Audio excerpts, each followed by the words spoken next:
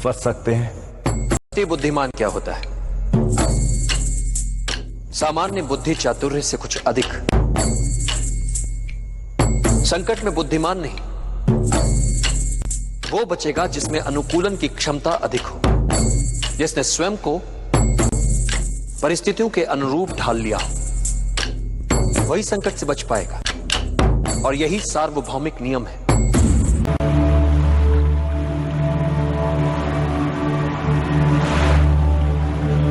यह अवसर है पुनर्जन्म का। देश के हित में क्षात्र धर्म से मर मिटने का अवसर है ये। फिर जीने का अवसर है ये। गौरव जो मिट चुका है देश का, उसे पुनः पाने का अवसर है ये। मातृभूमि को नमन कर सके, इस लायक बनने का अवसर है ये। एक नए नव निर्माण का अवसर है।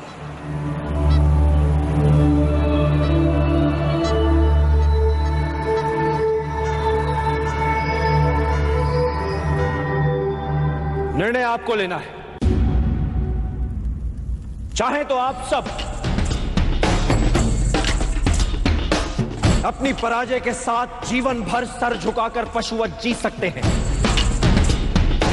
या फिर अपनी मातृभूमि के लिए अपना सर्वस्व न्यौछावर करने के महाअभियान में मेरा साथ दें। मेरा सदा पराजय की अनित्यता में विश्वास रहा है। अनित्य होती है पराजय। व्यक्ति चाहे तो फिर से प्रयास कर सकता है विजय के लिए।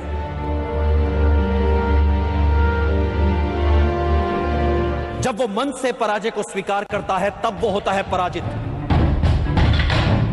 कई बार मन से पराजय को स्वीकार करने वालों को, हार से हताश होने वालों को इस बात का पता ही नहीं होता कि जब उन्होंने साहस छोड़ा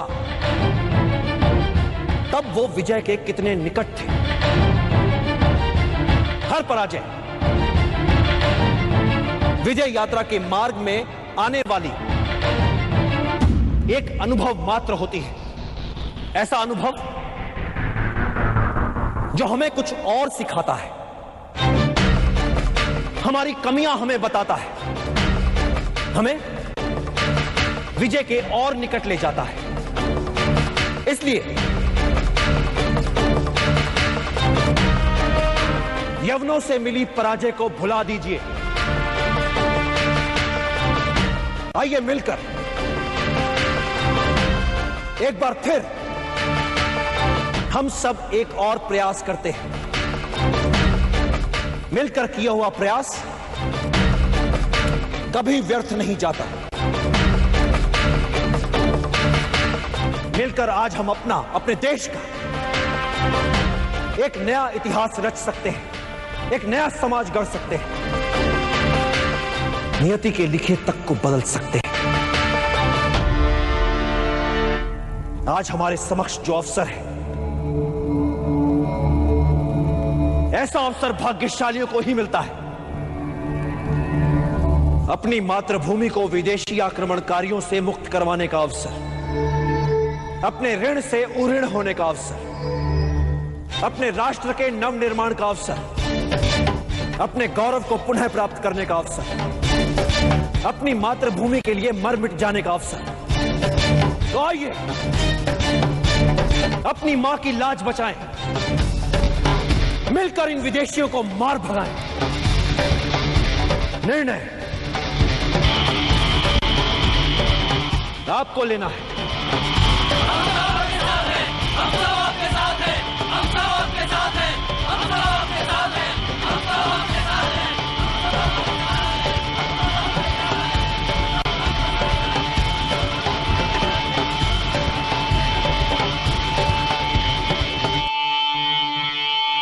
योजना में मात्र लक्ष्य निर्धारण महत्वपूर्ण नहीं होता। महत्वपूर्ण होता है वो प्रयास जिससे लक्ष्य प्राप्त किया जाता है।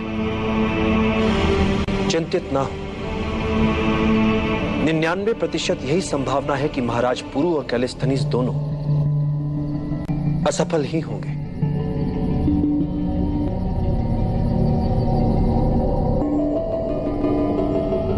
इसीलिए एक और वैकल्पिक योजना है मेरे पास।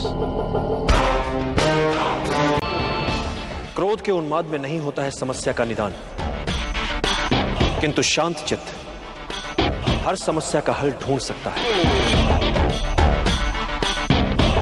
एक बात सदैव स्मरण रखना चंद्रगुप्त, कोई भी नियति जनित समस्या मानवीय क्षमताओं से बड़ी नहीं है। समस्या मात्र इतनी सी है कि अधिकतर लोग कठिनाइयों को केवल देखते रह जाते हैं, किंतु कुछ लोग कठिनाइयों के बीच रहकर भी अपने लक्ष्य को प्राप्त करने की क्षमता रखते हैं।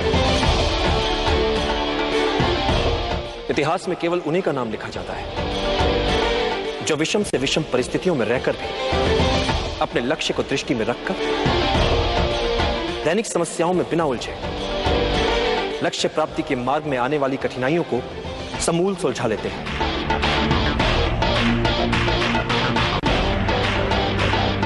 इतिहास साक्षी है चंद्रकांत, महान वही बन पाया है जिसने अपनी कठिनाइयों को आगे बढ़ने का अवसर बना लिया,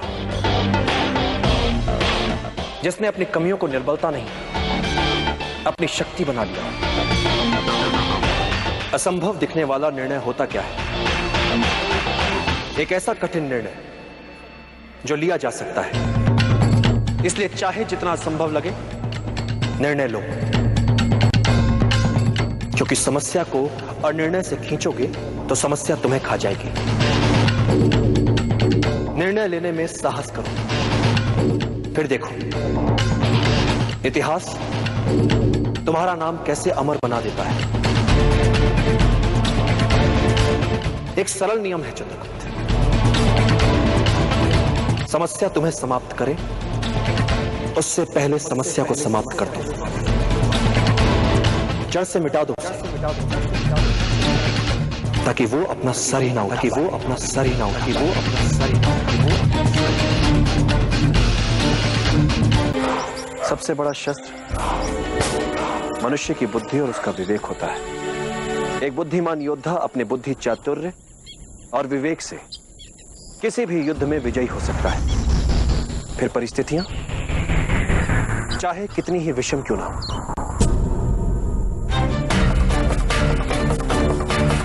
शासन के लिए सभी मनमाने अधिकारों का केंद्र नहीं हो सकता, क्योंकि मेरे विचार से राजा को एक निश्चित समय के लिए शासन मिलना चाहिए, जीवन भर के लिए नहीं।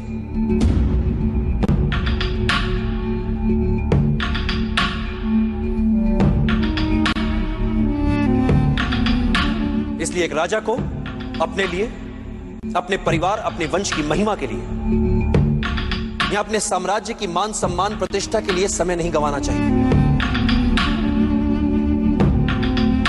क्योंकि यदि राजा प्रजा की भलाई के लिए कार्य नहीं कर रहा है, प्रजा के जीवन स्तर के विकास के लिए कार्य नहीं कर रहा है, तो प्रजा के लिए क्या उपयोगिता है उसकी?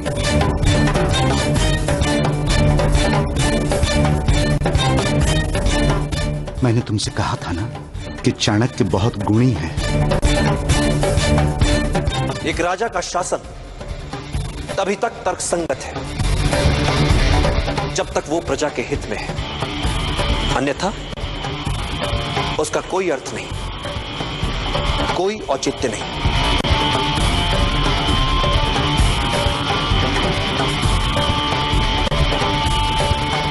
तो फिर आपके विचार से एक राजा की सही भूमिका क्या होनी चाहिए? एक राजा को सबसे पहले अपनी प्रजा के लिए सुशासन स्थापित करना चाहिए। एक मूल मंत्र है,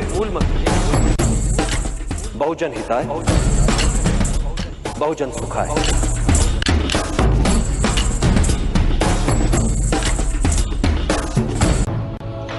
किसी भी योद्धा के लिए युद्ध में सबसे महत्वपूर्ण शस्त्र होता है गति। किसी भी योद्धा के लिए युद्ध में सबसे महत्वपूर्ण शस्त्र होता है गति। शत्रु की शिथिलता का अपनी गति से लाभ उठाओ, अनपेक्षित शैली अपनाओ, उसके असुरक्षित भाग पर आक्रमण करो। आमने सामने के युद्ध में शत्रु की गति को पहले समझो और फिर चौंकाने वाली गति से उसे पराजित कर दो। कुछ महत्वपूर्ण बातें और, परिस्थितियों के अनुकूल शीघ्रता से ढल जाओ, यही विजय की कुंजी है। और युद्ध में मृत्यु के लिए सदा तैयार रहो। जिस घड़ी तुम्हें लगे कि अब कोई मार्ग नहीं बचा, उस समय उनका स्मरण करो जिनके लिए तुम जी रहे हो। नहीं पाता, मैं जब भी कोई योजना बनाता हूं तो उसकी सफलता को लेकर संशय मेरे मन में भी रहते हैं। मैं योजना की परिकल्पना को अनुभव और अंतर्दृष्टि के साथ सोचे समझे संभावित संकटों का ध्यान रखते हुए कार्य में लाने का प्रयास करता हूं।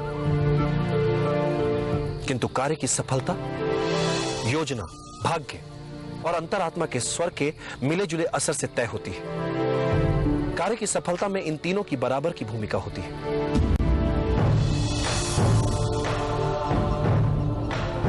सफलता के लिए अर्जुन की तरह हो पाना उचित रहता है। मात्र लक्ष्य की ओर दृष्टि और कहीं नहीं। तो मैं सचमुच आपकी सहायता कर पाऊंगा। एक शिक्षक का महत्व तो समझ नहीं पा रहे, तो इस अभियान में क्या सहायता करोगे मेरी?